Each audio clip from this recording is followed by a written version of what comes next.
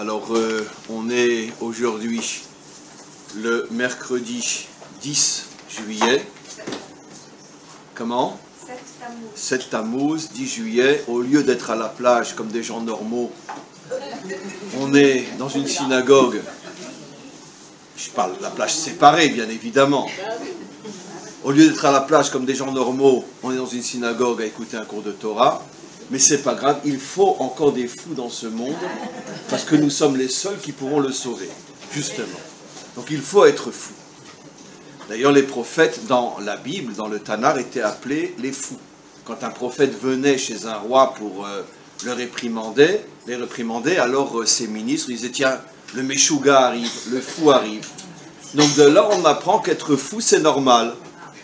Parce que les normaux ne pourront pas sauver le monde, rien que les fous.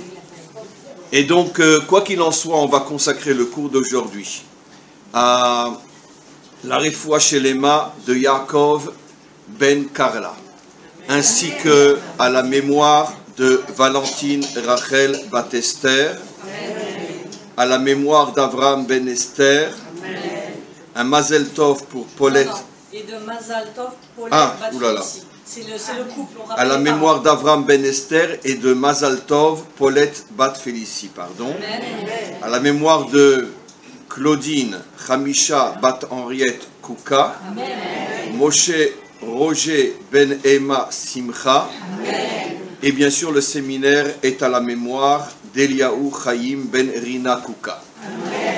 Voilà, on va commencer. Le thème, effectivement, n'est pas un thème tellement vacancier, je l'avoue, parce que, avec le soleil qu'il fait à Natania, c'est pas toujours évident de choisir un sujet comme celui qui a été choisi. Le bien provient du mal, mais on va essayer malgré tout de rentrer dans ce sujet. Parce que quoi qu'il en soit, même si l'apparence de ce monde, surtout, je me répète, au mois de juillet à Natania, c'est évident qu'on n'a pas tellement la tête dans l'obscurité et le mal, mais malgré tout, comme on le sait, on vit dans une belle vitrine, et que de temps en temps, quand on nous fait rentrer dans le magasin, on s'aperçoit que le magasin est très très différent de la vitrine que le monde veut nous faire gober. Et c'est pas du tout évident. Alors peut-être qu'effectivement, au mois de juillet, peut-être que c'est bien de se rappeler que la vitrine n'a rien à voir avec le magasin. Et on va commencer par le commencement. Finalement, tout le problème qu'on a dans ce monde, c'est qu'on est censé avoir la Emouna, on est censé avoir une confiance totale dans le fait que En Od Milvado, que c'est Hachem qui dirige ce monde. Parce que comme on le sait, il y a 3 catégories aujourd'hui, en tous les cas, 3 catégories d'êtres humains, on éteint les portables, 3 catégories d'êtres humains sur Terre. Il y a ceux qui pensent qu'il n'y a pas de créateur, et à plus forte raison, personne, à part les hommes, ne dirige, ou la nature ne dirige ce monde. C'est la majorité aujourd'hui. Non, c'est faux, c'est pas la majorité aujourd'hui, c'est la majorité dans le monde occidental, mais c'est pas la majorité dans l'ensemble du monde. Mais en tout cas, c'est une grande partie du monde qui pense que il n'y a que la nature qui dirige ce monde et les hommes. Une autre partie qui, eux, on pourrait dire sont croyants, acceptent que ce monde a été créé par Dieu, acceptent que Dieu se trouve quelque part, mais en tous les cas, ce n'est pas lui qui dirige ce monde. Parce que si c'est lui qui dirige ce monde, on se demande s'il était parti en vacances pendant la Shoah. Où était-il? Donc, comme on n'imagine pas qu'il soit parti en vacances, mieux vaut dire qu'il ne s'occupe pas de ce monde. Et puis il y a une minorité, c'est nous, les cinglés, qui pensons que non seulement Dieu a créé ce monde, mais il le dirige. Et il n'est pas parti en vacances pendant la Shoah. Il était là. Et le problème, c'est alors, s'il était là, comment peut-il permettre, je ne cite que la Shoah, mais comment peut-il permettre tous les drames et toutes les catastrophes qu'il y a dans ce monde? S'il est là, où est-il? Alors le problème c'est que nous sommes absolument, pour l'instant, incapables de comprendre la marchava d'Hachem, de comprendre la pensée d'Hachem, sa manière de diriger le monde. Ça nous dépasse complètement, complètement. Parce que c'est Hachem. Comme je rapporte souvent cette histoire qu'un jour, un chassid venait devant son rabbi, un chassid qui traversait de grandes épreuves, et il dit à son maître, je ne comprends plus du tout, mais qu'est-ce que Dieu veut de moi? Et le maître lui répond, heureusement que tu ne comprends pas, parce que si tu le comprenais, ça serait plus Dieu. Un Dieu qu'on comprend, ce n'est pas un Dieu. Donc la définition même d'un Dieu authentique, c'est que, en tous les cas, pour l'instant, on ne peut pas le comprendre. Et en vérité, on ne le comprendra jamais. Certaines choses se dévoileront, mais quoi qu'il en soit, il restera toujours beaucoup plus de flou que de clair, parce que c'est Dieu. Mais en tous les cas, pour l'instant, dans ce monde, on ne comprend rien. On ne comprend rien. J'étais, malheureusement, il y a quelques semaines, on m'a demandé de parler à Césarée après le drame qui s'est passé. Je crois que la maman et la grand-mère est là, non? La grand-mère est là-bas. Et donc, des deux petites filles qui sont mortes dans l'accident de voiture. Et je rapportais aussi cette phrase très célèbre d'un très très grand tzaddik après la Shoah, qui rencontre un chassid à lui, qui est aussi un des survivants, une chassidoute qui avait perdu des millions, mamash des millions, c'est la chassidoute Gour, qui a perdu en Pologne des millions d'hommes, de femmes et d'enfants, je crois pratiquement 1,5 million ou 2 millions. Ça a été une des chassidoutes les plus décimées en Pologne. Et bon, il se retrouve dans la pièce du rabbi et il n'arrive pas à se parler. Chacun a laissé derrière lui toute sa famille. Et puis bon, c'est une discussion silencieuse qui est beaucoup plus parlante que toutes les discussions parlées. Et puis le rabbi coupe la discussion au bout de quelques minutes et il dit cette phrase extraordinaire que ceux qui me suivent ont déjà entendu des milliers de fois. À mon sens, c'est la phrase la plus grande qui n'ait jamais été dite sur terre. Je pense que personne n'a dit une phrase aussi incroyable, mais il fallait pour ça être un survivant de la Shoah. Et il dit à son chassid, sache, pour celui qui a la Emouna, il n'y a pas de question. Pour celui qui n'a pas la Emouna, il n'y a pas de réponse. Cette phrase-là, elle contient toute l'histoire humaine. On ne peut pas la dépasser, on ne peut pas l'égaler. Il a tout dit. Mais en tous les cas, la première partie de la phrase, pour celui qui a l'Emouna, il n'y a pas de question. Il faut aussi comprendre dans le sens que ça ne sert à rien de poser des questions, de toute façon, il n'y a pas de réponse. Et la Emouna est là pour nous permettre justement de traverser des situations auxquelles aucune question ne pourra apporter de réponse. Donc mieux vaut s'en tenir à la Emouna. Et on va aujourd'hui, encore une fois, je n'ai pas commencé le cours, on est toujours dans l'introduction. J'ai expliqué donc que notre problème, c'est qu'on ne peut pas comprendre la marchava d'Hachem, la pensée d'Hachem. Pourtant, on a une phrase qui nous dit « Sof ma'aseh be'marchava trila ». Quand on sera à la fin de l'histoire, au Sof ma'aseh, alors rétroactivement, on comprendra la marchava trila. On comprendra quelle était finalement l'intention, la pensée, la volonté de tout ce qu'Hachem a fait dans ce monde, qu'il n'a bien sûr jamais abandonné, qu'il a toujours dirigé. On le comprendra, mais pour ça, il faut arriver au Sof Maaseh. Je vais vous révéler des choses intéressantes sur cette phrase-là. D'abord, il faut savoir que la pensée d'Hachem, pour nous, cette pensée, c'est du din, c'est de la rigueur. Ça veut dire que nous ne le comprenons pas, mais il faut qu'on comprenne, par contre, que Hachem a décidé de créer ce monde dans lequel nous vivons, selon le principe du din, le principe de la rigueur. C'est la raison pour laquelle, quel est le nom divin qui apparaît au début de la création? Elohim, et non Havayé, non Hachem, le nom qu'on ne prononce pas. Et on sait tous aujourd'hui la différence entre Elohim et Havayé. Elohim désigne Dieu lorsqu'il agit bemidat à din, avec rigueur. Et c'est un Rashi explicite au début de la Torah qui nous dit Allah bemarshafto, bemarshafto. Livro et olam bemidat adin. Dans la pensée d'Hachem, il a décidé de créer le monde selon le principe du din, le principe de la rigueur. Ça veut dire que nous ne comprenons pas la rigueur d'Hachem, mais au moins Rashi nous révèle, dans les premiers versets de la Torah, sache que dans ce monde, tu es dans un monde qui est régi par le din, par la rigueur. Que tu le saches. On a cette histoire extraordinaire avec Rabbi Akiva, combien de fois je l'ai rapporté, vous la connaissez toutes, avec Rabbi Akiva qui à l'âge de 120 ans meurt torturé d'une manière inexplicable, et en haut il y a une manifestation. Les anges ont pris tous leur chemise jaune et ils sont en train de manifester. Et ils disent à Hachem, non mais t'as perdu la tête, Zou Torah vezu srara. Ça c'est la récompense que tu donnes à un homme qui a consacré toute sa vie à la Torah et qui est devenu, comme on reverra tout à l'heure, celui qu'on appelle le Moshe Rabbeinu de la Torah chez Béal Pé. Ça veut dire qu'au niveau de la tradition orale, il a atteint le même niveau que Moshe Rabbeinu dans la Torah écrite. On sait très bien que la Torah est un couple sacré. La dimension masculine de la Torah, c'est la Torah écrite. La dimension féminine de la Torah, c'est la Torah orale. Exactement de la même manière qu'un couple véritable, c'est au départ une seule âme qui est séparée en deux quand cette âme descend dans les corps, et que la moitié d'âme masculine va rentrer dans le corps masculin, la moitié d'âme féminine va rentrer dans le corps féminin, et puis évidemment comme deux aimants, ils vont se rencontrer par hasard, d'accord, pendant les vacances, dans un endroit X. Mais en vérité, ce qu'ils ne savent pas, c'est que forcément les deux âmes devaient se reconstituer et former une.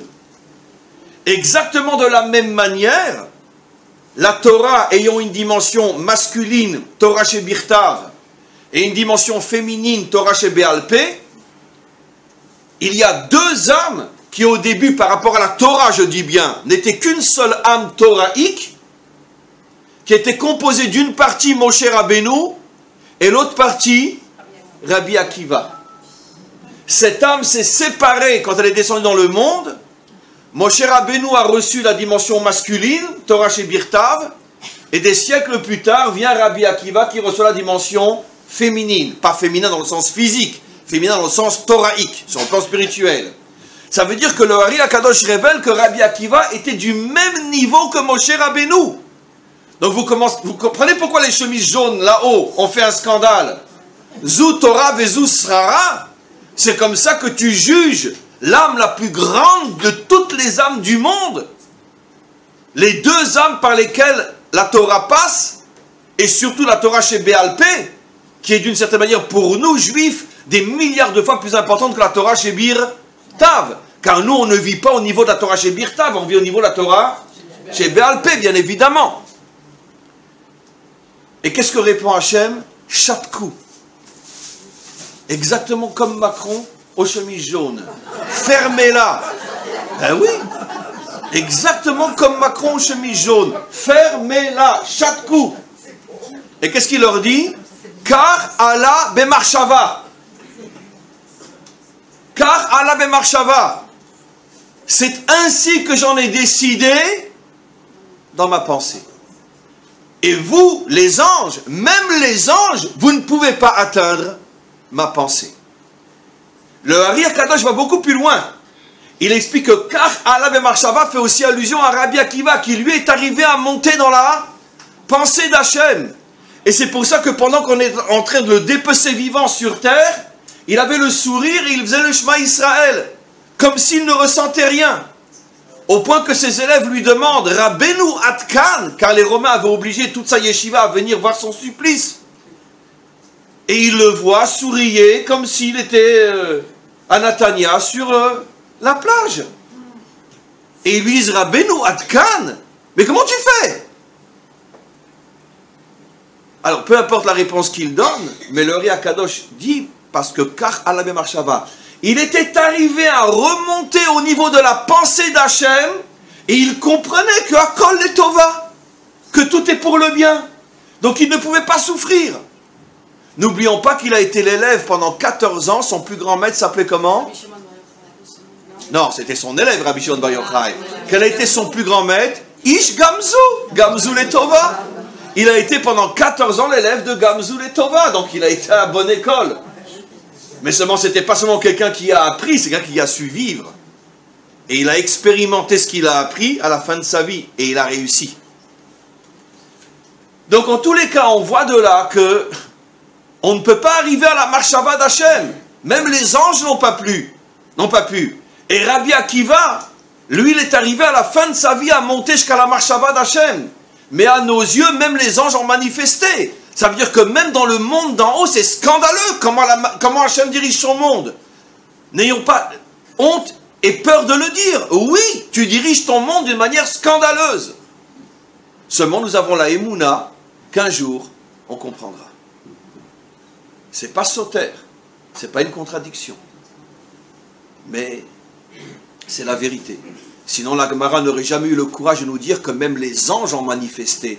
Et ils ont engueulé Hachem. Zu Torah vezu srara. Hachem leur dit, il leur répond pas, il leur dit fermez-la, chatkou. Tishtok, comme on dit en hébreu. Ferme-la. Vous ne pouvez pas comprendre. Mais lui, Rabbi Akiva, il comprend. Maintenant, il y a quelque chose dans cette phrase extraordinaire. Sauf ma'aseh bemarshava trila. Comment un homme, malgré tout, peut arriver, si ce n'est comprendre, mais au moins arriver à ressentir que la marshava trila, elle a un sens profond, même si je ne peux pas l'expliquer d'une manière, on pourrait dire, logique, mais je peux au moins le ressentir. Si vous regardez le mot sauf, ça a la même valeur numérique que le mot koum, lève-toi. Ou plutôt, en vérité, c'est faux. Le mot koum veut dire relève-toi. La koum, c'est se relever. Se tenir debout, c'est la hamod. Mais quand tu es tombé, on te dit takoum. Relève-toi en bel hébreu. On dit takoum pour quelqu'un qui est tombé, et quelqu'un qui est sur ses jambes debout, on dit ou omed, amida. Si vous prenez la valeur numérique de sof, vous avez le mot koum. Sof maaseh bemarshava trila. Quel est le message qu'on comprend de là? Que toute personne qui traverse une situation de marshava trila, toute personne qui est dans une situation de din, si malgré tout il a la force de se relever, Hachem lui donnera le cadeau de ressentir, si ce n'est de comprendre, mais de ressentir que Hakol Letova. Ça veut dire que dans cette phrase-là, Hachem nous donne aussi une clé. Takoum, ne te laisse pas à terre, ne te laisse pas tomber définitivement, relève-toi. Tomber, c'est évident, comme dans un combat, comme dans un match de boxe ou peu importe. Tu prends un coup, tu tombes. Seulement après, on commence à compter. 1, 2, 3, 4. Si tu te lèves à 5, 6 avant 10, tu peux encore après prendre le dessus et gagner. Takoum. C'est ce que dit le verset. Shiva yipol tzadik vekam. Contrairement à toutes les fables qu'on nous enseigne, que le juste ne tombe jamais. Mais c'est faux. Un vrai juste tombe. Même 7 fois. Alors pourquoi c'est injuste? Parce qu'il se relève. Personne ne peut échapper au fait de tomber et d'être dans des moments pas bien, où mieux vaut que les talmidim ou les chassidim ne voient pas leur maître à ce moment-là. Parce que c'est un homme. Mais, Shiva Yipol Tzadik Vekam, il finit par se relever. Maintenant, on pourrait se poser la question, parce que j'ai sincèrement toujours pas commencé le cours, parce que le cours va être lié à notre parasha, Parashat Balak. Pourquoi Hachem a décidé que ce monde serait sous le signe du din, de la rigueur? Et en plus, une rigueur qu'on ne peut même pas comprendre. Au mieux, si on arrive à se relever, on pourra ressentir. Mais comprendre, même les anges ne comprennent pas. Pourquoi? Eh bien, il y a une chose absolument incroyable. La seule possibilité dans ce monde d'être un vrai vivant, c'est d'être confronté à des épreuves. Tu ne peux atteindre la vie réelle dans ce monde, être un vrai vivant, que si tu es plus fort que toutes les adversités de ce monde. C'est la condition sine qua non. Comme disent nos maîtres, la pire des choses qui puissent arriver à un homme sur terre, ils le disent dans leur manière codée et métaphorique, mais on comprend le message, c'est de pouvoir passer ne serait-ce que 40 jours sans la moindre contrariété, t'es mort, fichu. Le rêve occidental par excellence, nos maîtres nous disent, c'est la pire des choses qui puissent arriver à un être humain sur terre, 40 jours seulement, sans la moindre contrariété. C'est fini. Ça prouve que Hachem le déteste et qu'il ne veut absolument pas de lui pour l'éternité. Donc il lui donne un fantasme absolument incroyable, vous imaginez, 40 jours aux Caraïbes. Tout seul. Parce que s'il est avec sa femme, pauvre homme. S'il est avec son mari, pauvre femme. Très bien.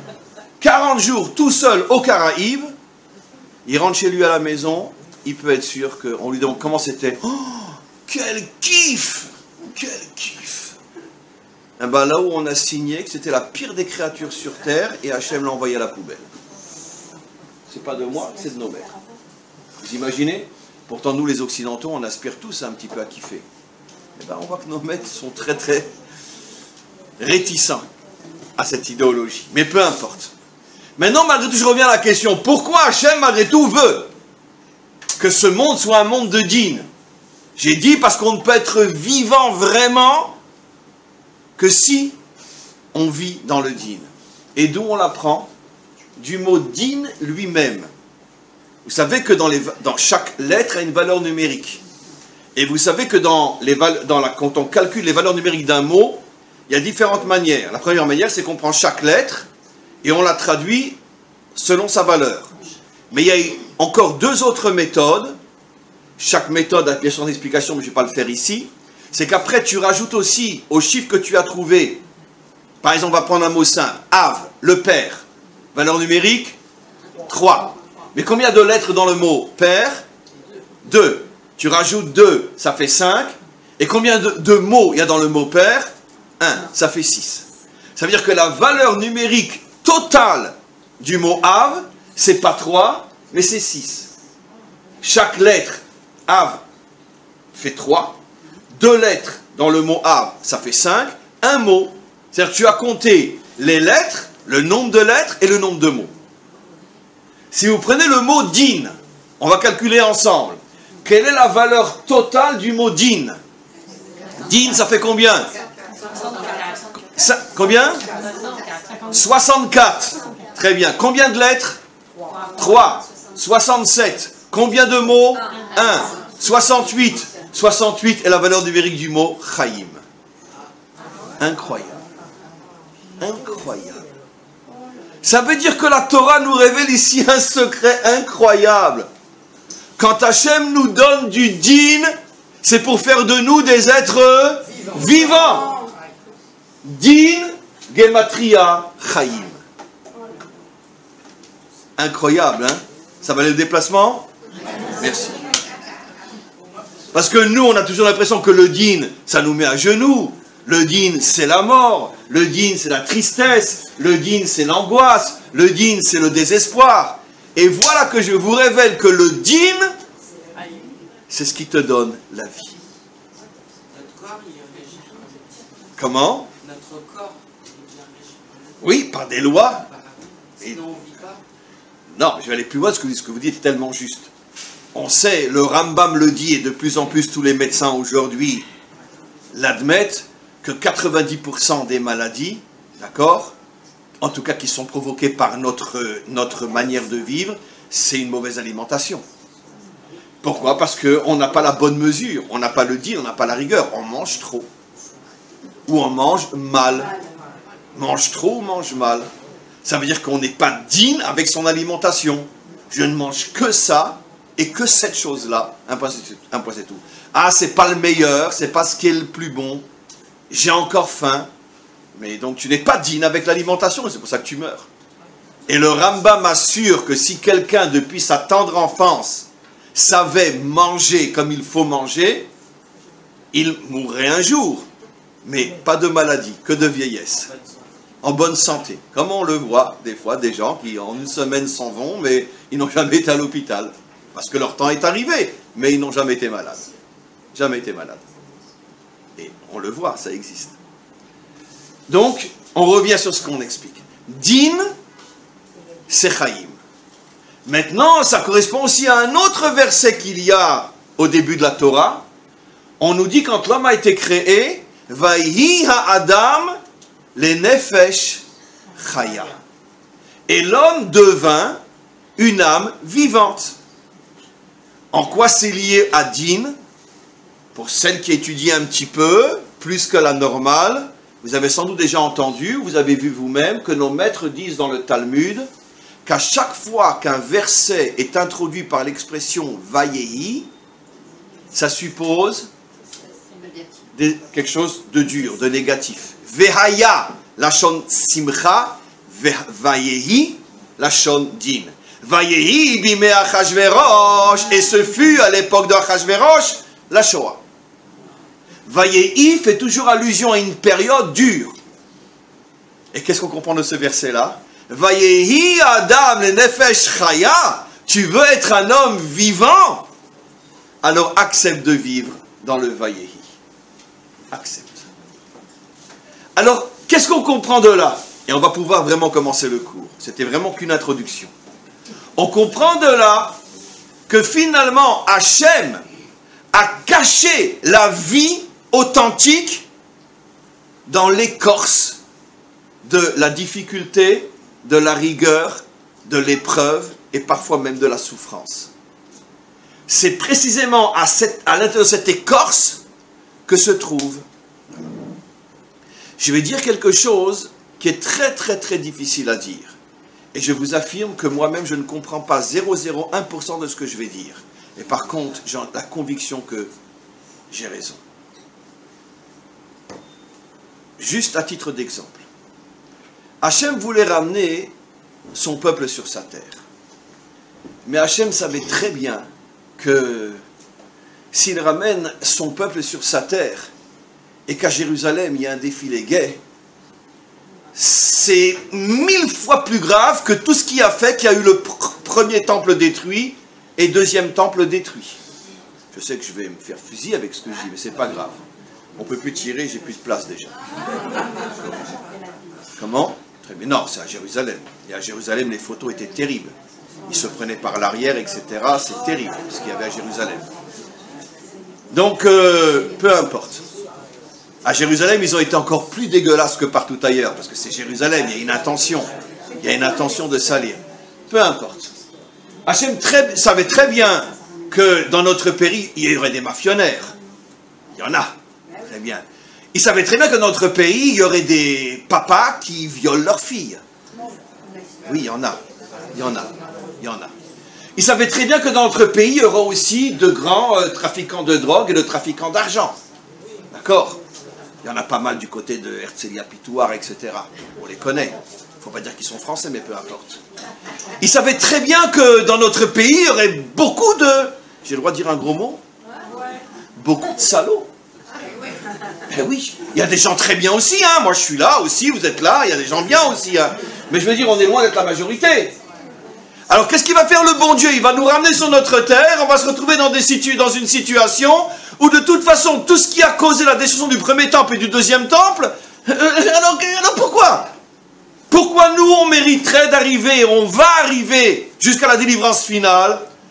Je vous pose la question, en quoi on est mieux nous? En quoi on est mieux nous qu'à l'époque de Jéroboam, qu'à l'époque du roi Tzidkiyahu, où il y a eu Chorban Bet Hamikdash? En quoi on est mieux, nous, qu'à l'époque, n'oublions pas que le deuxième temple a été détruit à une époque où à chaque centimètre carré de rue, on se cognait sur un Tana. Rabbi Akiva, Rabbi Eliezer, Rabban Gamliel, les Tanaïm ont vécu la destruction du deuxième temple. Nos maîtres disent dans le Talmud que si on considère les Tanaïm comme des hommes uniquement, alors nous, on n'est même pas des ânes. C'est le Talmud qui dit ça. C'est Rabbi Yochanan, c'est Resh Lakish, c'est Abaye, c'est Rava, qui ont vécu 400 ans après les Tanaïm et qui ont écrit le Talmud. Comment un maître du Talmud ose dire que si eux ne sont que des hommes, nous, on est des ânes? Et alors nous, qu'est-ce qu'on est? On n'est même pas le crottin de l'âne. Et je plaisante pas, je ne dis rien de moi. Parce qu'un des Amoraïm disait, il s'appelait Rav Yosef, Alvaï, mon Dieu, je t'en supplie, Alvaï, que quand le Mashiach viendra, tu me laisseras le mérite de me tenir à l'ombre du crottin de son âne. C'est une phrase dans le Talmud. À l'ombre du crottin de son âne, Rav Yosef, l'un des plus grands maîtres du Talmud. Alors nous, on n'aura même pas le mérite de prendre le crottin et de le jeter. Imaginez. Le deuxième temple est détruit à l'époque des Tanaïm.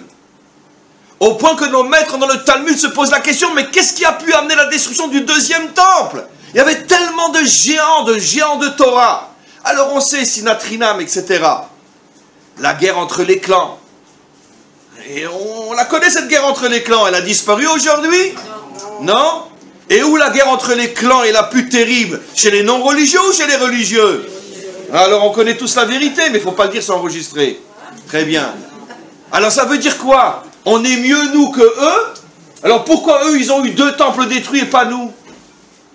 Je vais dire quelque chose de très très dur. Et ne le comprenez pas tel que je le dis, parce que malheureusement, depuis que je le sais, je n'ai pas encore trouvé les mots pour le dire d'une manière qui ne choque pas. Vous imaginez, écoutez, quelqu'un de très très riche, qui signe un chèque et qui le donne à son fils, et il dit, tu le remplis, tu mets autant de zéros que tu veux. C'est à toi, j'ai eu ma signature. D'accord? Il sait très bien que son fils, qui débute dans les affaires, va faire beaucoup de bêtises. C'est pour ça qu'il lui donne un chèque ouvert. Tu le remplis, tu en fais ce que tu veux. D'accord? Le fils démarre dans les affaires, et première affaire qu'il ouvre, il tombe, deuxième, il tombe. À chaque fois, il rajoute un zéro sur le chèque. Et donc, il paye toutes ses dettes. Jusqu'au jour où, à force d'avoir fait des bêtises, il réussit.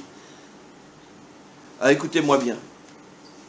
Un jour viendra où on se rendra compte que la raison pour laquelle nous sommes revenus sur notre terre, et nous existons sur notre terre, et nous irons sur notre terre jusqu'à Biat HaMashiach, on ne le doit, je veux dire de manière un petit peu exagérée, on ne le doit ni à Ben Gurion, ni au Chazon Ish, je prends un religieux et un pas religieux, ni à Begin, ni à Rav Shach, etc. On le doit aux 6 millions de juifs morts pendant la Shoah, qui nous ont donné un chèque ouvert et qui assure que nous irons jusqu'à la délivrance finale. C'est à eux qu'on le doit. Ils sont beaucoup plus vivants que nous. Parce qu'à chaque fois que Hachem voit un défilé gay à Jérusalem et qu'il a envie, et je le comprends, de tout foutre en l'air, d'accord? Il voit un enfant arracher des bras de sa mère et jeter dans le feu. Il dit, calme-toi Hachem, calme-toi, calme-toi, calme-toi. Il y a un chèque ouvert jusqu'à la délivrance finale. Et un jour viendra où on se rendra compte que nous ne sommes revenus que, et uniquement que, par le mérite de 6 millions de juifs assassinés. Un jour on s'en rendra compte. Et donc, c'est donc bien la preuve, parce que je sais que j'ai raison, c'est donc bien la preuve, comme quoi finalement, quelque chose d'horrible est la matrice de la délivrance d'Israël, et à travers Israël du monde tout entier. Quand le Mashiach va venir, je sais que c'est choquant ce que je vais dire, mais je sais qu'ils sont d'accord avec moi. Vous croyez qu'il va dire au Baal Shem Tov, viens à mes côtés? Il va dire à Rashi, à Ramba, viens à mes côtés, je veux que le monde entier sache que c'est grâce à vous que je suis là? Non! Il va prendre les squelettes d'Auschwitz qui sont rentrés dans les chambres à gaz, et il va dire, voilà, c'est par leur mérite à eux que je suis là. Parce que eux ont été la matrice de la délivrance du monde. Parce que eux ont obligé Hachem à signer à Israël un chèque sans limite. Parce que c'est sans limite. C'est comme si, d'une certaine manière, pour s'excuser, Hachem disait, bon ben, allez, faites votre défi les gars à Jérusalem, je m'en fous, de toute façon, je vous amène à la délivrance. Et c'est ça qui nous protège jusqu'à aujourd'hui et jusqu'à la délivrance finale. On l'a payé cher. On l'a payé cher. Et la véritable raison, c'est le début du cours. On ne comprend pas la véritable raison, pourquoi il fallait ça. Moi je parle après coup, je ne suis pas en train d'expliquer le pourquoi, je suis en train d'expliquer le comment. Voilà. Donc, je fais un résumé et je passe à notre paracha. On vient de comprendre, mes amis, que ce monde a été créé selon un principe qu'on ne comprend pas, dont on peut parler mais qu'on ne peut pas expliquer, que finalement, le mal est la matrice du bien. Tu veux être vivant, passe par le dîn. Mais tant que je le disais d'une manière théorique, bon, c'est un cours de Torah. C'est pour ça que j'ai fait exprès de descendre dans le concret. J'ai parlé de la Shoah. Et là, on comprend à quoi je faisais allusion. Très bien. Eh bien, si on regarde notre paracha, mes amis, quelle est, dans l'époque biblique, enfin, toraïque, la Torah de Moshe, l'un des plus grands ennemis d'Israël, à part Amalek, mais Amalek c'est le même que celui dont on va parler. Balak. J'ai fait un cours récemment, lundi, qui est sur le site, qui va un petit peu dans le sens de ce que je vais dire maintenant, mais je ne me répète jamais, donc ça complète. Qu'en vérité, Balak n'avait aucune, absolument aucune, strictement aucune raison de nous attaquer. Pourquoi? Parce que vous savez toutes que Balak savait très bien que Israël n'avait aucune intention de s'attaquer à Moab. Israël était sorti d'Égypte pour récupérer la terre de Canaan qui avait été volée par les Cananéens aux descendants de Shem. Au début de Parashat Lech Lecha, Hachem dit à Abraham, les Cananéens ont volé cette terre à Shem, comme toi tu es le plus illustre des descendants de Shem, un jour viendra où cette terre te sera restituée. C'est pas seulement qu'ils avaient pris la terre. Ils avaient fait un génocide inimaginable. Ils avaient tué des millions d'hommes, de femmes et d'enfants. Cette terre était habitée. Cette terre était habitée. D'accord? Exactement ce que les Européens ont fait quand ils se sont installés au Canada et surtout aux États-Unis. Ça a été le plus grand génocide de l'histoire, beaucoup plus grand que la Shoah. Mais complètement masqué et censuré par les Américains. Aujourd'hui, personne ne le sait parce que nous, on nous a bousillé notre jeunesse en nous montrant les films de John Wayne. Le bon cow-boy et le méchant indien. Mais en vérité, c'était le gentil indien et le très méchant cow-boy. Ils sont arrivés, ils ont massacré des millions d'hommes, de femmes et d'enfants. C'est normal que les Indiens sont devenus méchants après, ils se protègent. Ils ont réagi méchamment. Mais ça a été un génocide terrible, au nom de la croix, bien évidemment. Évidemment, on vient civiliser le monde et on vient tuer tous les idolâtres. Comme si les chrétiens n'étaient pas des idolâtres. Mais bon, bref.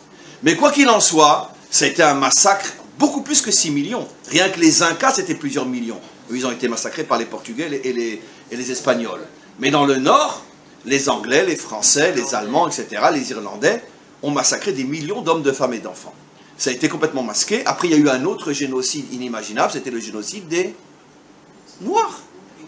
Ben oui, ils n'ont pas seulement été transformés en esclaves, parce que sur un Noir qui arrivait aux États-Unis, il y en avait 100 qui étaient jetés du bateau et qui mouraient bouffés par les requins.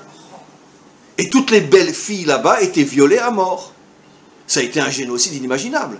Le peuple américain a un sacré compte à rendre. Et un jour viendra où il le rendra, son sacré compte à rendre. Parce que les Allemands, c'est les enfants de cœur par rapport à ce que les pionniers américains ont fait aux États-Unis. Sur les Indiens et sur les Noirs après. Très bien, on ferme la parenthèse. Mais c'est bon, hein, des fois, de voir l'histoire sous un autre angle. Parce que nous, on est encore influencés par John Wayne. Très bien, ok. Ok. Alors, on revient maintenant à ce qu'on explique. Balak n'avait strictement aucune raison de s'attaquer à Israël. Et il devient le pire ennemi d'Israël, au point qu'il va chercher Bilham. Et nos maîtres expliquent ce que vous avez toutes. Si tu prends les deux noms réunis, Balak et Bilham, tu mets toutes les lettres ensemble et tu trouves le mot Amalek. Ils se sont comportés ensemble comme Amalek. Alors, je vous recommande d'écouter le cours qui est sur le site que j'ai fait lundi où j'explique ce que je ne vais pas dire aujourd'hui, mais ça complétera les deux cours. Mais j'explique des choses très intéressantes là-bas, celles qui ont le temps d'écouter. En tous les cas, donc, il s'attaque à Israël. Comme Amalek, sans aucune raison. Sans aucune raison. Puisque Amalek avait une raison de s'attaquer à Israël après la traversée de la mer. Mais Amalek n'est pas un Cananéen. En plus, il est de notre famille. Puisque c'est l'arrière-petit-fils de Yitzhak. Nos maîtres disent qu'Amalek a grandi sur les genoux de Yitzhak. Et tous les pépés barbus savent que la dernière chose à faire, c'est d'avoir un petit-fils sur ses genoux. Parce qu'il t'arrache tous les poils de ta barbe. Et Amalek arrachait tous les poils de la barbe de Yitzhak. Et il lui disait, mais ça ne comprenait pas. Il disait, t'inquiète pas, j'arrête ta peau. Mais ça, il ne comprenait pas. D'accord. C'est notre cousin germain. Pourquoi il nous attaque? On ne va pas lui prendre sa terre? Alors on va le comprendre dans quelques instants. Donc, pour l'instant, je ne réponds pas à la question. Balak, c'est Amalek. Balak et Bilam réunis, c'est Amalek. Une haine irrationnelle, incompréhensible. Pour l'instant, on va comprendre dans quelques instants. Qui est sorti de Balak? Allez, Ruth. Ben oui, Ruth. La plus grande juive de tous les temps. Celle duquel va sortir David et Mashiach. Celle qui va sauver Israël et l'humanité tout entière. C'était la fille du roi de Eglon, roi de Moab, qui était un descendant direct de Balak, roi de Moab. Il y avait 5, 6, 7 générations entre Ruth et Balak. C'était une princesse, c'était une reine. Elle a tout abandonné, d'accord? Et c'est elle qui a inspiré la chanson de Sheila, « Où tu iras, j'irai ». C'est elle qui a dit à sa belle-mère, et c'est ça le chidouche, elle suit sa belle-mère, en plus. Parce que elle est reine, elle abandonne tout pour sa belle-mère, elle est complètement cinglée. Mais donc, c'est une sacrée femme.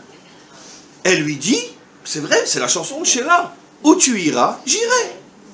Mais c'est les mots, c'est un verset, « Où tu iras, j'irai ». Après, elle détaille, « Ton Dieu est mon Dieu, ta terre est ma terre, ton peuple est mon peuple. Où tu iras, j'irai. » Et elle va donner naissance, elle va devenir la grand-mère du roi David et la matrice du Mashiach, la matrice du Tikkun HaOlam, celle qui va construire comme matrice le peuple juif comme jamais personne n'aura pu le faire. Et d'ailleurs, dans notre tradition, elle est appelée Em Amalchut, la mère de la royauté d'Israël. Pourtant, David a eu une autre mère. Pourquoi c'est elle qui est appelée Em? Parce que son mérite, même en tant que, pas grand-mère, arrière-grand-mère de David, fait d'elle la mère de la royauté, plus encore que la vraie mère du roi David. Parce qu'elle a un mérite qui va amener jusqu'à la délivrance. Et bien, cette femme-là sort directement de Balak. Comment qu'elle peut sortir de Balak? Comment d'une telle crapule peut sortir de celui qui voulait détruire le peuple juif, va sortir celle qui va le sauver? C'est bizarre, hein? C'est vraiment bizarre. Mais avant d'expliquer, on va aller dans le Talmud. On va voir que le Talmud nous raconte des choses folles. Nabuzradan, vous vous rappelez qui était Nabuzradan? Nabuzradan était le Eichmann de Hitler. Mamash, ça veut dire Hitler a donné l'ordre, celui qui l'a exécuté, au niveau de tout en hiérarchie, c'est Eichmann. Eichmann, Himmler, etc. Mais Eichmann encore plus que Himmler. Les camps de concentration, c'est Eichmann. Très bien. Nabuzradan est le général d'armée de Nabuchodonosor qui est chargé de détruire la nation d'Israël. Nabuchodonosor lui-même reste à l'extérieur, il envoie ses soldats. Nabuzradan, il est appelé dans le Talmud le grand boucher. Un boucher. Non, pas un boucher de steak. Un boucher de steak juif. Oui, de steak juif. La Gemara raconte une histoire incroyable. Il rentre de Jérusalem, il massacre déjà des centaines de milliers d'hommes, de femmes et d'enfants. Il rentre dans le temple, et il voit dans le temple, vous connaissez, j'imagine, cette histoire, une flaque de sang rouge qui le perturbe. Qu'est-ce que c'est ce sang-là? Il n'avait pas encore commencé à tuer qui que ce soit. Et il devine que ce n'est pas du sang animal. Qu'est-ce que c'est ce sang-là? Il appelle les Kohanim, il leur dit, c'est quoi ce sang? Les Kohanim, c'est les restes d'une bête qu'on vient de sacrifier. Tout de suite, il fait massacrer tous les Kohanim. Il se fout de moi. Non mais attends, je vois très bien, attends, je suis un soldat, je vois très bien que ce n'est pas du sang animal, c'est du sang humain. Il fait venir d'autres Kohanim, c'est quoi ça? Je vous préviens, vous ne me dites pas la vérité, regardez les autres. Il y avait un tas de centaines de Kohanim égorgés. Alors vous allez tomber de la chaise quand vous aurez la fin de l'histoire. Et ils disent, égorgés eux aussi. Il amène d'autres personnes, à chaque fois plus nombreux. C'est quoi ça? Bon, ils comprennent que le tas de morts est déjà énorme, ils vont y passer eux aussi. Ils disent, écoute, on va te dire la vérité, c'est le sang d'un prophète le prophète Zacharia, qui n'arrêtait pas de faire des remontrances au roi d'Israël. Et le roi d'Israël ne supportait plus ces remontrances, et il l'a fait exécuter le jour de Kippour dans la cour du temple, parce que c'était un Cohen en plus. Et il y a un miracle, depuis des décennies, ce sang reste comme ça. La Bouzradan voit ça, il dit, moi ce sang-là, je vais le faire disparaître. Il dit à ses soldats, allez me chercher tous les hommes et toutes les femmes que vous trouvez dans Jérusalem, des milliers, amenez-les-moi ici. On amène des milliers d'hommes et de femmes. Et il parle au sang, c'est dans le traité Sanhédrin, il dit au sang, sang, arrête, d'accord, je vais venger ta mort. Ces salioupins, je vais tous les faire crever. Très bien. Il les égorge les uns après les autres. Et le sang ne disparaît pas. Il dit à ses soldats, amenez-moi tous les enfants de Jérusalem. Ah ouais. On amène tous les enfants de Jérusalem. Il dit, je vais tous les exécuter. Et t'arrêtes, hein. T'arrêtes. Il exécute tous les enfants de Jérusalem qui n'étaient pas encore morts, des milliers, et le sang ne s'arrête pas. Alors à ce moment-là, il se lève vers le maître du monde et il dit au maître du monde, dis-moi, tu veux que je les massacre tous, que j'en laisse pas un? Et le maître du monde sent qu'il est sérieux, et tout d'un coup, le sang disparaît. Quand il voit le sang disparaître après tous les massacres qu'il a commis, qu'est-ce qu'il fait?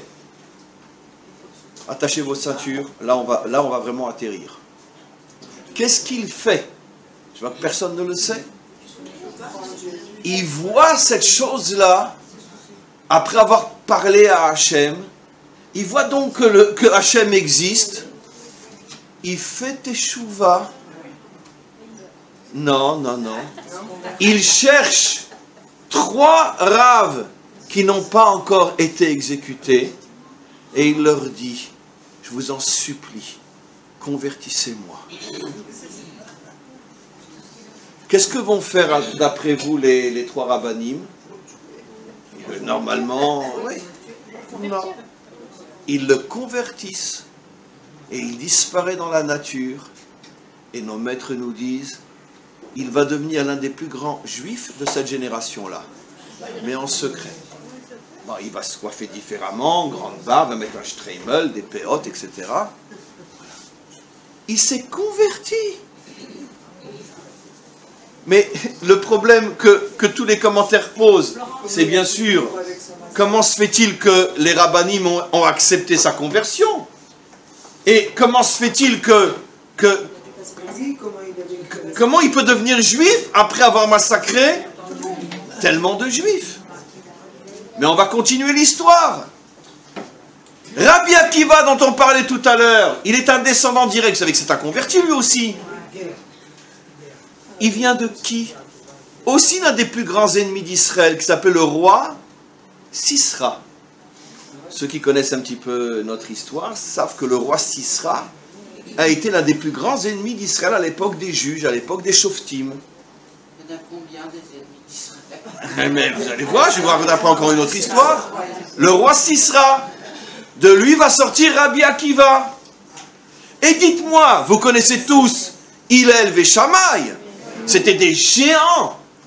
Donc forcément que leur maître, qui s'appelait Shmaya ve'Aftalion, était forcément plus grand que leurs propres élèves Hillel et Shammai. Et vous savez que les 2 maîtres de Hillel et Shammai étaient eux aussi des convertis.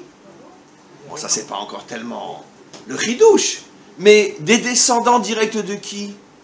Du roi qui a exilé les 10 tribus d'Israël, Sancheriv. Le roi Sancheriv a vu sortir de lui 2 maîtres parmi les plus grands de notre histoire qui ont eu comme élèves Hillel et Shammai, qui ont construit eux ensemble toute la Torah Shebé'al Peh, donc toute la Yahadout d'Israël. Excellent. Excellent. Ah oui, parce que Il a besoin de musique. Donc, de Sancheriv. Mais Sancheriv, avant d'exiler les 10 tribus, vous savez combien d'hommes, de femmes et d'enfants il a massacré en Israël? On ne peut même pas compter. Ça a été l'un des plus grands massacres de tous les temps. Et de lui va sortir Shamaya et Avtalion, les deux maîtres de Hillel et Shammai. De Sisra va sortir Rabbi Akiva. Nabuchodonosor se convertit. Mais c'est pas fini. Allez, nos maîtres nous disent que deux des plus grands maîtres de Bnei Brak, pas le Bnei Brak aujourd'hui, le Bnei Brak de l'époque de Rabbi Akiva. On lit dans la Haggadah que Rabbi Akiva, le soir du Seder, était assis avec ses élèves à Bnei Brak. Bnei Brak est une ville très très ancienne, ça a toujours été une ville de Torah. Vous savez qui était parmi les deux plus grands maîtres de la ville de Bnei Brak à l'époque de Rabbi Akiva? Deux descendants directs de Haman. Alors là, on est vraiment un peuple de tarés, c'est pas possible. Vous imaginez que les Juifs à l'époque de Rabbi Akiva allaient apprendre la Torah dans la yeshiva de deux descendants directs de Haman, le premier génocideur du peuple juif, un Amalécite. Comment? Comment? Mais ils ont eu le temps de faire des enfants avant, ils étaient tous mariés, ils avaient des enfants. On n'a tué que les enfants de Haman, pas les petits-enfants de Haman. Bien sûr. Mais dites-moi, mais vous savez qu'en Israël aujourd'hui, on a de très très très bons juifs et de très très bonnes juives qui sont des descendants des plus grands nazis. Mais on le sait, à chaque Yom HaShoah, on nous le rappelle. On a même une femme qui est une descendante d'Himmler et qui est une très très très bonne juive aujourd'hui. Et vous connaissez tous cette histoire que je vais raconter très vite. On a encore un petit peu de temps, il est midi. Encore une histoire extraordinaire, une histoire authentique. D'accord? Il y a à Jérusalem, sans rentrer dans les détails, à Beit Vegan, un super rave qui est blond aux yeux bleus. Et tous ses enfants paillotés, blonds aux yeux bleus. Beau comme un arien. Ben parce qu'il est le fils d'un arien. Eh bien son père, figurez-vous, était l'un des chefs nazis qui commandaient ce qu'on appelle les commandos de la mort.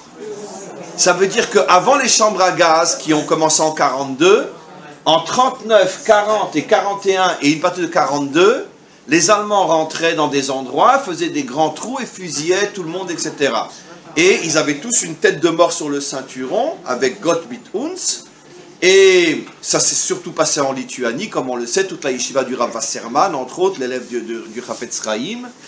Ils ont tué des centaines de milliers. Et son père était l'un des plus grands chefs des têtes de mort. Mais lui était un enfant pendant la Shoah. Aujourd'hui, il est très très âgé, puisqu'il était déjà enfant pendant la Shoah. Et après la Shoah, d'accord, les Allemands ont reconstruit une belle vitrine, et ils se sont attaqués eux-mêmes aux anciens nazis. Et tout d'un coup, son père est arrêté par la police allemande. En Allemagne, ça se passe. Et tout d'un coup, les journaux allemands commencent à dévoiler tout ce que son père a fait. Tout ce que son père a fait. Lui, à cette époque-là, parce que c'était encore bien après la Shoah, il était déjà un adolescent, il voit ça. Il est écœuré. Il prend ses clics et ses claques. Il quitte l'Allemagne sans même dire au revoir à son père. Il s'en va au Canada. Il s'en va au Canada et là-bas, il rencontre des Juifs. Dans son fond intérieur, il voulait en rencontrer, mais il ne savait pas comment se présenter. Il rencontre des Juifs et finalement, il décide de se convertir. Il arrive en Israël, il se convertit en Israël et aujourd'hui, il est déjà très âgé, puisqu'il était encore déjà adolescent, jeune pendant la Shoah, et ça va devenir un très grand rave ici en Israël.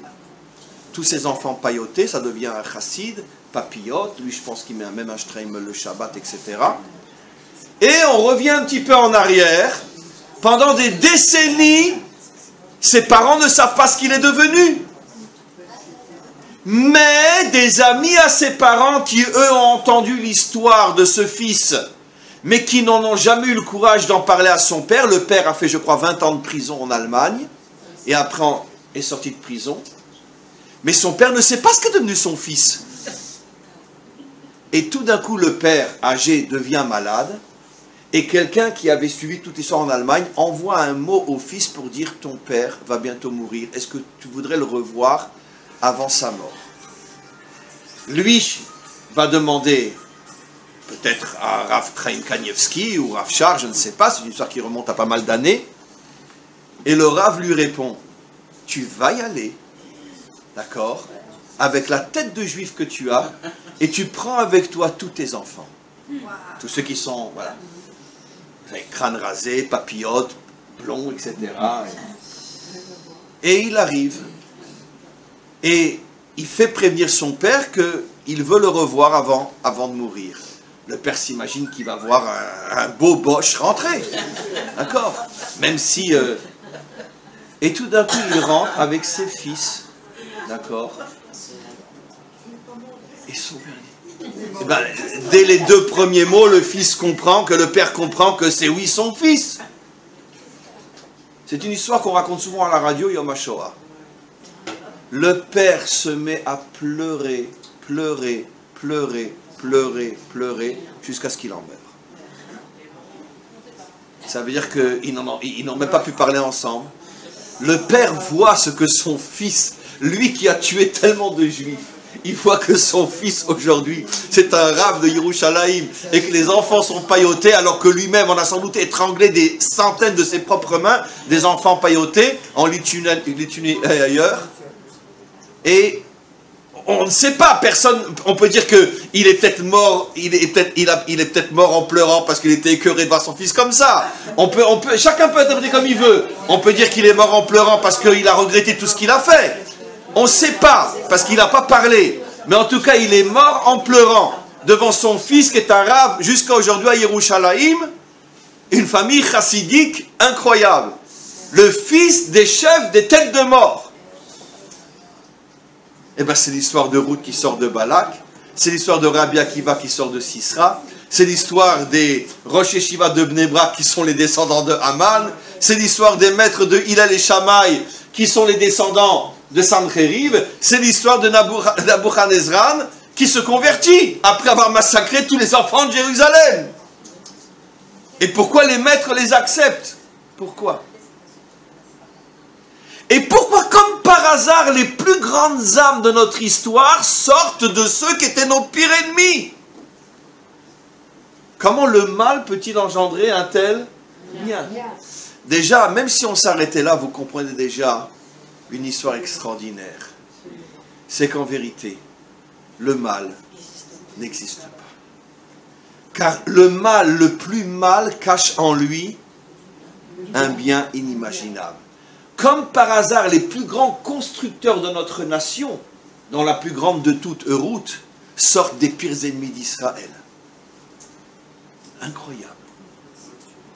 Je vais presque vous dire, en plaisantant très lourdement, qu'heureusement qu'Hitler n'a pas eu d'enfant, parce que le bon Dieu nous aurait fait le coup de nous sortir un rave des descendants d'Hitler. Bah, il était capable, hein. Si Himmler est sorti une très bonne juive, si de Balak peut sortir une route, alors excusez-moi, hein, le bon Dieu, il aurait pu nous faire ce coup-là aussi. Je crois que pour nous éviter cette catastrophe, il s'est arrangé pour qu'il n'ait pas d'enfant. Vous imaginez qu'on ait aujourd'hui un Rosh Yeshiva, d'accord, qui est un... Moi j'ai eu la chance par contre, quand j'étais à l'Yeshiva à Bnei Brak, il y a, je ne vous dirai pas combien de temps, mais d'étudier en Chavruta avec l'arrière-petit-fils de Trotsky. Trotsky. Oui, bah, Trotsky était juif, c'était pas non plus un renégat. Mais enfin, on ne pouvait pas imaginer que son arrière-petit-fils pourrait se trouver un jour dans une yeshiva à Bnei Brak. C'était ma Chavruta. C'était incroyable. L'arrière-petit-fils de Trotsky. Trotsky? Ah, il a été revenu à son nom d'origine. Trotsky n'était pas le nom d'origine. C'était pas le nom. Ici, je ne me trompe pas, c'était un Bornstein. Vérifiez dans Google. Demandez à Rabbi Google, il sait tout. Je crois que c'était un Bornstein et après, il était Trotsky. Et lui était redevenu un Bornstein, si je ne me trompe pas. Voilà. Bornstein, hein, c'était un Bornstein Trotsky. Et moi, j'ai étudié avec lui à Bnei Brak il y a quelques années, enfin quelques décennies. Mais maintenant, on revient On revient à ce que j'explique.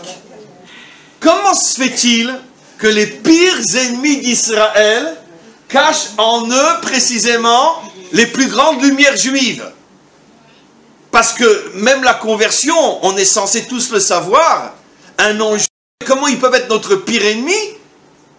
Comment Balak peut vouloir nous détruire alors qu'il porte en elle route qui va nous construire? Comment Sisra peut vouloir nous détruire alors qu'il porte en lui Rabbi Akiva qui va nous construire? Comment Aman porte en lui deux Rosh Yeshiva de Bnei Brak alors qu'il veut nous génocider? Comment le chef des têtes de mort portait en lui quelqu'un qui va devenir un rave à Jérusalem? Comment c'est possible? Comment c'est possible? Alors, c'est effectivement une question très très très difficile. Je vais donner un exemple dans la vie de tous les jours. Imaginez-vous que vous avez un tableau, un très très beau tableau, et que quelqu'un qui est un super faussaire, d'accord, arrive à vous faire exactement le même tableau que seuls vraiment 2 ou 3 dans la génération pourront voir, parce que ce sont des super experts, pourront voir que c'est un faux. D'accord? Et lui, il se met à vendre, il a refait une Joconde, et il se met à vendre la Joconde à 50 millions de dollars. Peu importe, je ne sais pas quel est son prix. D'accord? Mais vous avez chez vous la vraie Joconde. D'accord? Alors, vous allez essayer de le dénoncer. Si c'est quelqu'un qui est puissant, vous êtes drôlement en danger. Non, si lui, le faussaire, est quelqu'un qui est fort, quand il va comprendre que vous risquez finalement de lui faire perdre les 50 millions de dollars qu'il peut obtenir en vendant une Joconde qui n'est pas la bonne, et s'il est puissant et dangereux, il va vous faire la peau, c'est sûr. D'accord? Donc il va d'autant vouloir vous détruire qu'il possède en lui quelque chose qui finalement aurait pu très bien marcher, jusqu'au moment où il soit dénoncé. Eh bien, c'est ça le problème qu'il y a. Comprenez ce que je vais vous dire. Nos pires ennemis dans toute l'histoire de notre histoire sont toujours ceux qui possèdent quelque chose qui est à nous et ils ont peur qu'on le reprenne. Voilà. Vous savez pourquoi les Chinois ne nous ont jamais attaqués? Et pourquoi ils ne nous attaqueront jamais? En tout cas, pas nous en tant que peuple juif. J'espère qu'ils n'attaqueront pas le monde, mais en tout cas, pourquoi? Parce qu'ils n'ont rien à nous chez eux. Voilà. Pourquoi dans toute l'histoire, on va dire, de ces 2 derniers millénaires, et même on peut remonter plus loin, pourquoi nos pires ennemis, ceux qui nous ont fait le plus de mal, c'est le monde chrétien? Je parle du pouvoir chrétien, je ne parle pas du chrétien dans la rue. Et pourquoi? Parce que c'est ceux qui nous ont piqué le plus de choses. Et toute leur religion s'est fondée sur la nôtre. Voilà. Donc, ce sont les faussaires de notre Joconde. Exactement. Nous, on est l'ancien, eux, c'est le nouveau. Très bien. Eux, c'est le vrai, nous, c'est le faux. Ils sont même arrivés à faire croire que le faussaire, c'était le vrai. Et que nous, on était le faux. Mais n'oublions pas que pendant 100 ans, tous les premiers chrétiens étaient des juifs. Comme disait un jour Manitou, Rav Ashkenazi, d'accord, que si leur fondateur revenait un jour et qu'ils se retrouvaient devant une église et une synagogue, où ils rentreraient, c'est sûr. Vous l'imaginez rentrer dans une église où il y a des statues, etc. J'ai même lu un livre qui parle de ça et qui dit que le Vatican excommunierait Jésus parce qu'il est orthodoxe. Sûr et certain. Mais s'il revenait aujourd'hui, qu'il voyait ce qu'on a fait de lui, mais il en vomirait jusqu'à mourir. Quoi? En mon nom, vous vous prosternez devant des statues? Mais moi j'étais un juif qui mettait les tefilines, qui mangeait kasher, qui était circoncis et qui mangeait de la matzah à Pessar. Même si j'étais plus ou moins un juif tordu, j'étais un juif quand même. Et pendant 100 ans, c'était tous des juifs. C'était en vérité l'église de Jérusalem. C'était une secte juive. Après est venu Paul, qui lui a fait sortir le christianisme chez les païens et les barbares, et c'est devenu ce que c'est devenu. Voilà. Oui, Shaoul, Paul. Saoul. Voilà. C'est lui. Mais sans lui, ça serait resté une secte juive qui aurait, je sais pas, elle aurait continué, pas continué, peu importe. Mais en tout cas, c'était sûr et certain des juifs qui mangeaient kasher, ils mangeaient marpoud, ils mangeaient tout, quoi. Voilà. Mais évidemment. Évidemment. Donc, ça s'est construit, le christianisme, sur finalement quelque chose qui est, pendant un siècle, 100% juif tordu, mais juif quand même. Donc, c'est évident qu'ils vont devenir nos pires ennemis. Parce qu'ils ont peur qu'on dénonce la fausserie. Ils ont peur qu'on leur reprenne ce qu'ils nous ont volé. Et pourquoi, comme par hasard, les musulmans sont aussi, d'une autre manière, nos pires ennemis aujourd'hui? Parce qu'ils ont peur qu'on leur reprenne la terre qu'ils nous ont volée. Eux nous ont pas tellement volé la religion, bien que je sais pas où ils ont trouvé que le porc est interdit. Évidemment qu'ils l'ont piqué chez nous. Et quantité de choses. Mais bon, par rapport aux chrétiens, ce qu'ils nous ont pris, c'est infime. Par contre, les chrétiens nous ont volé notre âme, mais eux, ils nous ont volé notre corps. Évidemment. Ça veut dire que les chrétiens nous ont volé notre esprit, et eux, ils nous volent notre terre. Non, pourquoi c'est nos pires ennemis aujourd'hui? Parce qu'ils ont peur qu'on arrive à mettre en évidence le fait que c'est pas nous les voleurs, c'est eux. Évidemment. Ça veut dire que qu'est-ce qu'on voit même dans notre époque contemporaine? Que nos pires ennemis sont ceux qui ont peur qu'on dénonce le fait que c'est eux qui nous ont volés et qu'on veut récupérer ce qui est à nous. Maintenant, vous comprenez pourquoi dans son subconscient, Balak voulait détruire Israël. Vous savez tous et tout, enfin, vous savez toutes aujourd'hui, à l'ère de la psychologie, que très souvent des tas d'attitudes qu'on a sont dictées par notre subconscient et on ne sait même pas pourquoi. Pourquoi Balak est devenu le pire ennemi d'Israël? Parce qu'il portait en lui Ruth qui allait construire Israël. Et il ne voulait pas que Ruth sorte de lui. Donc la meilleure manière de ne pas donner Ruth à Israël, c'est qu'il n'y ait plus d'Israël. Bien sûr. Pourquoi Sisra s'est tellement attaqué à Israël? Parce qu'il portait en lui Rabbi Akiva. Pourquoi Sancheriv a détruit les 10 tribus d'Israël? Parce qu'il portait en lui les 2 maîtres qui allaient construire toute la Torah chez Béalpé d'Israël. Les maîtres de Hillel et Shammai. Vous comprenez? Ça veut dire qu'à chaque fois que vous voyez quelqu'un qui est notre pire ennemi, vous pouvez être sûr qu'il cache en lui quelque chose. J'irai pas trop loin, mais ça fait allusion au cours que j'ai donné lundi. Ça vous paraît quand même pas bizarre que notre peuple est divisé en 2 grandes catégories, bien qu'aujourd'hui, avec le retour sur notre terre, tout se mélange. Mais pendant des millénaires, on est Ashkénaz et Sfarad, du nom des 2 seuls peuples qui ont voulu nous détruire. Mais enfin, mince, alors pourquoi on s'appelle Ashkénaz? Ashkénaz, c'est les Allemands, Sfarad, c'est les Espagnols. Et comme par hasard, tous les Shkon, les Bouzbouz, ils vont parler le Yiddish. Maintenant, je comprends qu'on n'a pas inventé une langue polonaise, une langue russe, déformée à la juive. Pourquoi l'allemand? Pourquoi l'allemand qui va devenir la langue de tous les Ashkénazis? Mais en plus, tous les Ashkénazis, même les Polonais, on les appelle des Ashkénazes. Ils ne savent même pas ce que c'est l'Allemagne. Mais vous ne comprenez pas quelque chose de bizarre là-dedans? Eh bien, il semblerait que les Allemands, ils ont beaucoup de choses à nous. Hein? Vous comprenez pourquoi Hitler voulait nous détruire?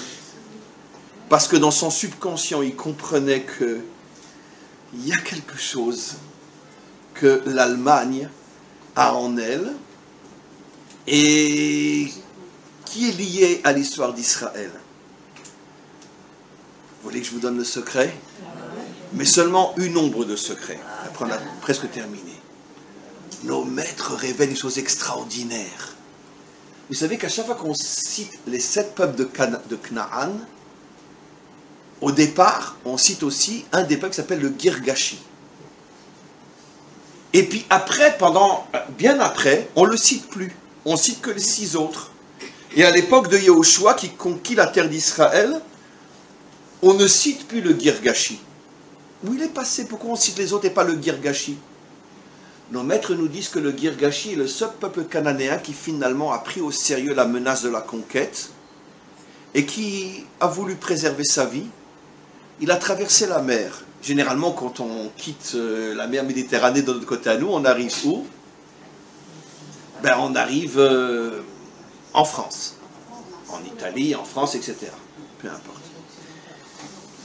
Et vous allez comprendre pourquoi on dit en français un cousin germain. Un cousin germain. Ah, ça valait le déplacement, hein? Pourquoi un cousin germain? Un cousin germain. Alors, les Girgachis sont arrivés en France. Une partie est restée en France et l'autre a fondé l'Allemagne. C'est ça l'origine du cousin germain. On voit bien aussi que la royauté... Ils ont toujours été ensemble, les rois français et les rois allemands, parce qu'ils connaissaient cette tradition que les Girgachis avaient joué un rôle important dans les constructions des peuples français et allemands. D'où l'expression le cousin germain. Waouh! Le problème c'est que toutes les mamans girgachiennes, d'accord, quand elles endormaient leurs enfants, celles qui étaient du côté de l'Allemagne, la future Allemagne, elles endormaient leurs enfants avec la chanson suivante, d'accord? Tu sais mon fils, les sales youpins ont pris ta terre, d'accord? Oui. Et ils nous ont obligés à nous exiler. Mais t'inquiète pas mon fils, un jour on aura leur peau. C'est là qu'est né le grand antisémitisme allemand. Oui. Parce qu'il y avait une tradition garguichienne qui transmettait qu'en vérité que nous, les Youpins, ils nous ont chassés de notre terre. Et c'est comme ça que les Allemands sont devenus à ce point. Après, c'est rentré dans leur subconscient. C'est évident que Hitler ne savait pas pourquoi il était Hitler, mais il avait dans son ADN cette histoire qui remontait à des millénaires. Comme quoi chaque maman, elle disait à son fils, un jour on aura leur peau. Donc vous voyez que eux aussi, ils ne voulaient pas qu'on leur reprenne ce qu'ils pensaient être à eux. Mais en vérité c'était à eux, la chanson était juste, mais non, puisque les Cananéens eux-mêmes nous avaient pris cette terre à nous les Shémites. Seulement cette première partie de l'histoire, ils ne racontaient pas à leurs enfants. Ils racontaient juste que Yahushua est venu nous prendre notre terre. Parce que c'est vrai qu'à l'époque de Yahushua, ça faisait déjà 4 générations que les Cananéens naissaient en Israël. Mais ils ne disaient pas qu'eux-mêmes avaient massacré les Shémites 4 générations auparavant pour prendre cette terre. Donc ils chantaient que la moitié de la chanson. Et bien vous voyez bien d'après cette tradition incroyable que finalement, pourquoi les Allemands sont devenus nos pires ennemis? Parce qu'ils se battaient contre nous sur quelque chose qu'ils nous avaient volé et qu'ils n'acceptaient pas qu'on leur reprenne. Vous voyez comment tout se tient? Comment toute l'histoire est une? Comment on peut comprendre des choses absolument incroyables? Donc, le mot de la fin, concret, tachles comme on dit chez nous. Très bien. Et bien, chaque fois que vous voyez une grosse obscurité devant vous, dites-lui, va te faire voir, tu ne me fais pas peur. Pourquoi?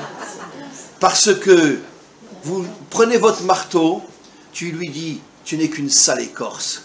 Je vais te bousiller et je vais faire sortir la lumière qui est en toi.